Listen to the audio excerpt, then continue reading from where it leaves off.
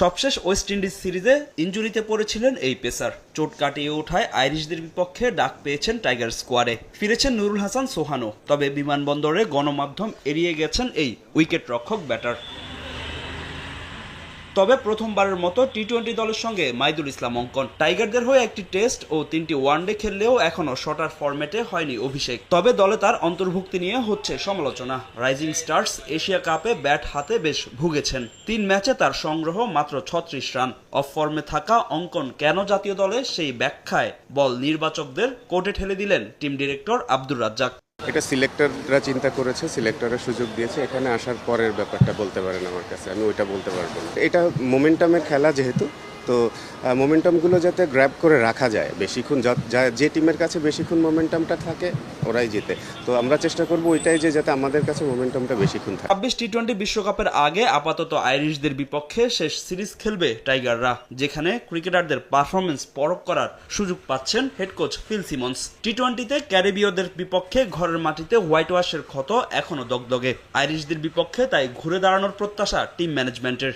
বললাম যে আমাদের টার্গেটই থাকবে, ভালো হয়নি ওয়েস্ট ইন্ডিজের দুইটা সিরিজের একটা আমরা জিতেছি, একটা হেরেছি, মোটামুটি হয়েছে আর কি। 2টা জিতলেই ভালো হতো, বাট এই সিরিজে আমাদের টার্গেট থাকবে যে টি-20 সিরিজও সিকিউর করা আর কি। প্রথমবারের মতো টি-20 দলের সঙ্গে কাজ করছেন ব্যাটিং কোচ মোহাম্মদ আশরাফুল। ব্যাটারদের টেকনিক ও ট্যাকটিক্যাল স্কিলের উপর নজর দিচ্ছেন অ্যাশ। স্বাভাবিকভাবে আশরাফুলের তো এক্সপেরিয়েন্সের কথা বললে আসলে আমাদের one of the most experience player. আমি শিওর যে টেকনিকের থেকে ট্যাকটিক্সের ব্যাপার তো আসলে হয়তো ডেফিনেটলি ও খাটাচ্ছে, ও বলছে, কথা বলছে। আমি দেখি সবসময়ও থাকে, ব্যাটসম্যানদের কাছাকাছি থাকে, প্র্যাকটিসে ইভেন খেলা চলাকালীন সময়ও কথা বলছে। তো আমার কাছে মনে হয় যে এটা পজিটিভ ইম্প্যাক্ট পড়বে। আগামী বৃহস্পতিবার থেকে চট্টগ্রামে শুরু হবে আইরিশদের বিপক্ষে টাইগারদের 3 ম্যাচের টি-20 সিরিজ।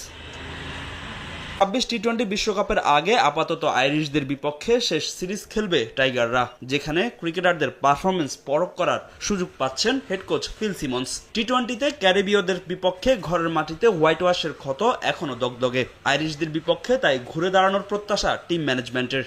বললাম যে আমাদের টার্গেটই থাকবে, ভালো হয়নি ওয়েস্ট ইন্ডিজের দুইটা সিরিজের একটা আমরা জিতেছি, একটা হেরেছি, মোটামুটি হয়েছে আর কি। 2টা জিতলেই ভালো হতো, বাট এই সিরিজে আমাদের টার্গেট থাকবে যে টি-20 সিরিজও সিকিউর করা আর কি।